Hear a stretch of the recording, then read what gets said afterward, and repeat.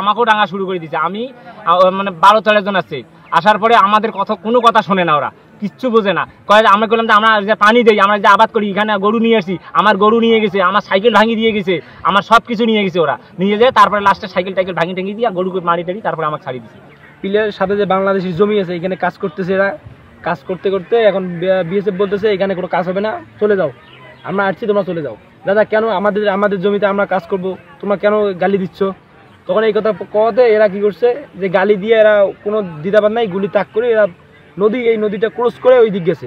বাংলাদেশের প্রায় 200, 300, 500 গজ এরকম হবে, চলে যায় ভিতরে মারামারি শুরু করে দিল। তারপরে যখন বাংলাদেশি সবাই একজোট হলো, আমরা নাহলে 50 জনের উপরে আসছে, এসে মনে করেন যে কোনো কথা নাই, পিট্টাপিটি ধাওয়াধাওয়ি শুরু করে দিল। তখন বিজিবি 2-3 জন আসি এরা নিয়ন্ত্রণ করার চেষ্টা করছে। আমরা বাংলাদেশের দেশপ্রেমিক নাগরিক, আমরা জীবিত থাকা অবস্থায় বাংলাদেশের 1 ইঞ্চি মাটিও আমরা ভারতকে দখল করতে দেব না। বিএসএফ কর্তৃক সীমান্তের শূন্যরেখা অতিক্রম করে বাংলাদেশের ভেতরে ঢুকে মাঠে কাজ করা সাধারণ কৃষকদেরকে এলোপাতাড়ি মারপিট করায় তীব্র নিন্দা ও প্রতিবাদ জানায় বিজিবি। অনুষ্ঠিত হয় পতাকা বৈঠক, যেখানে ভারতীয় বাহিনীর প্রতি কড়া প্রতিবাদ জানায় বিজিবি।